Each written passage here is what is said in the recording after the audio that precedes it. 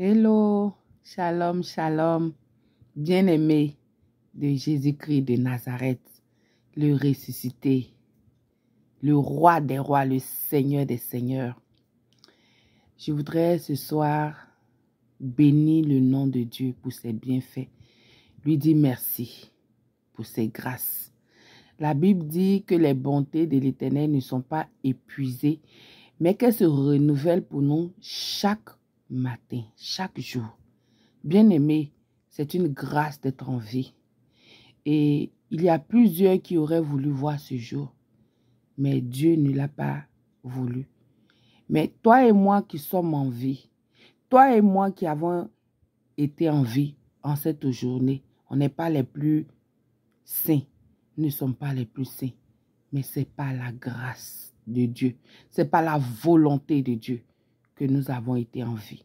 Alors, rendons-lui grâce. Soyons reconnaissants envers Dieu pour ce qu'il fait pour nous, pour ce qu'il nous accorde. Souvent, on se plaint, on se lamente sur ce qu'on n'a pas. Mais prenons le temps de bénir le nom de Dieu, d'apprécier ce que nous avons et d'espérer que dans sa grâce, il nous accorde ce que nous n'avons pas encore. Que son nom soit loué, que son nom soit glorifié. Amen. Je voudrais faire une petite vidéo ce soir, parce que le Seigneur, le Saint-Esprit me met cela à cœur. Et l'exhortation est tirée de 1 Corinthiens, le chapitre 1. C'est juste un seul verset que nous allons lire. 1 Corinthiens, donc, le chapitre 1, le verset 18, qui dit « Car la prédication de la croix est une folie pour ceux qui périssent, mais pour nous qui sommes sauvés, elle est une puissance de Dieu. » Amen. Elle est une puissance de Dieu. Bien-aimé, je voudrais dire merci à Jésus. Je lui suis reconnaissante, vraiment. Parce que Jésus-Christ a payé le prix à la croix pour nous. Bien-aimé, la Bible dit que mon peuple périt faute de connaissance. Oui, la victoire de Jésus-Christ sur la croix est une puissance. Est une puissance pour celui qui croit. Elle est une âme. Elle est une puissante âme pour celui qui croit.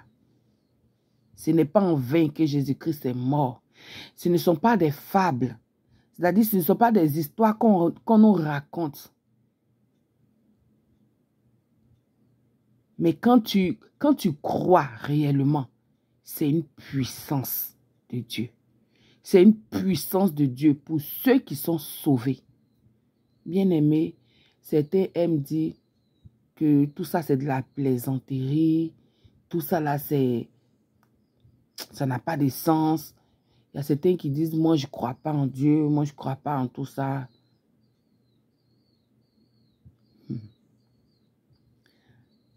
Bien-aimé,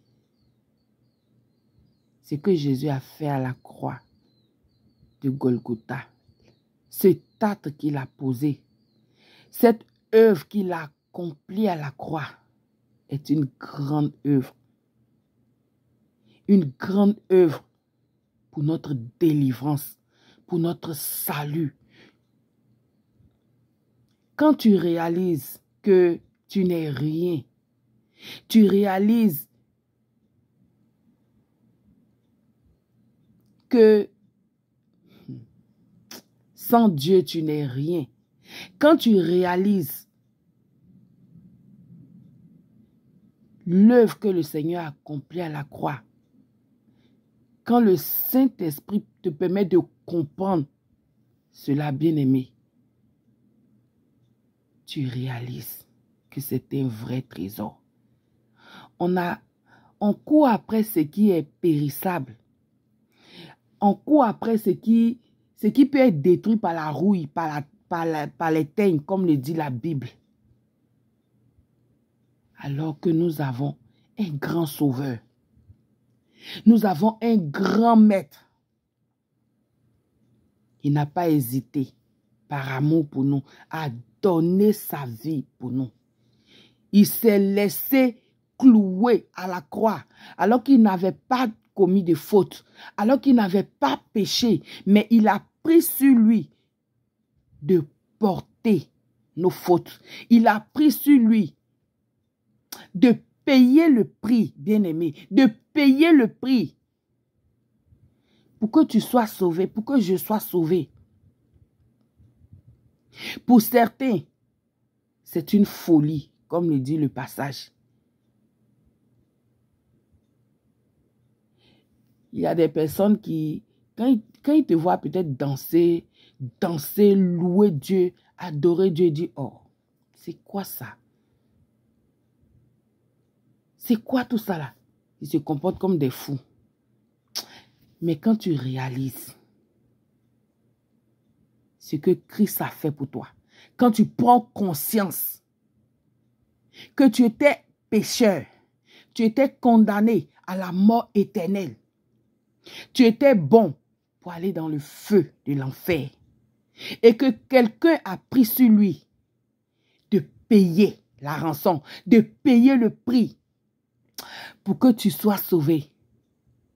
Bien-aimé, tu ne peux que danser de joie. Tu ne peux que te réjouir. Même quand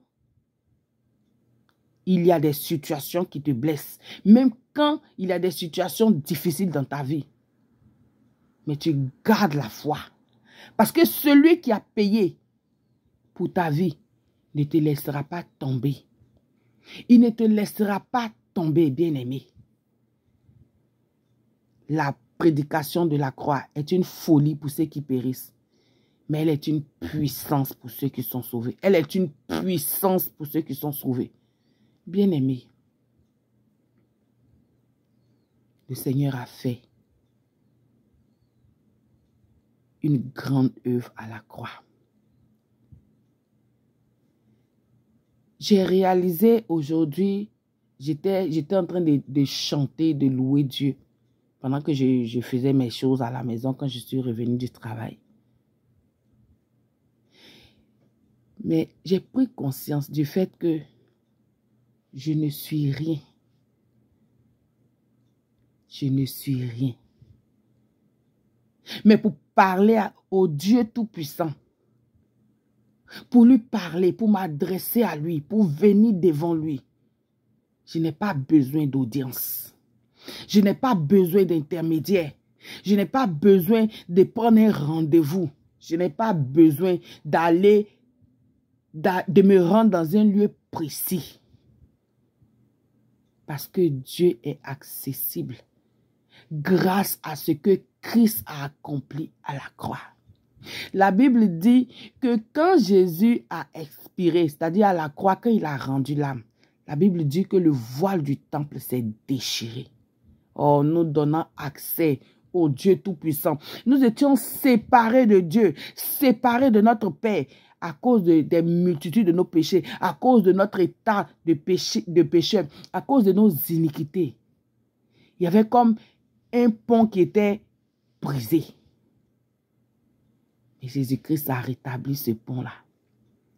Jésus-Christ a rétabli ce pont, nous donnant accès au Dieu vivant, au Dieu puissant. Bien-aimé, si tu ne comprends pas ces choses, prie le Seigneur, lis la Bible, médite-la, pour que Dieu te donne la révélation, pour que Dieu ouvre tes yeux. Si ce fait, Jésus-Christ a payé à la croix pour que tu sois sauvé, pour que je sois sauvé. Bien-aimé, rendons grâce à Jésus. Disons-lui merci. Merci, car il a tout accompli. Shalom.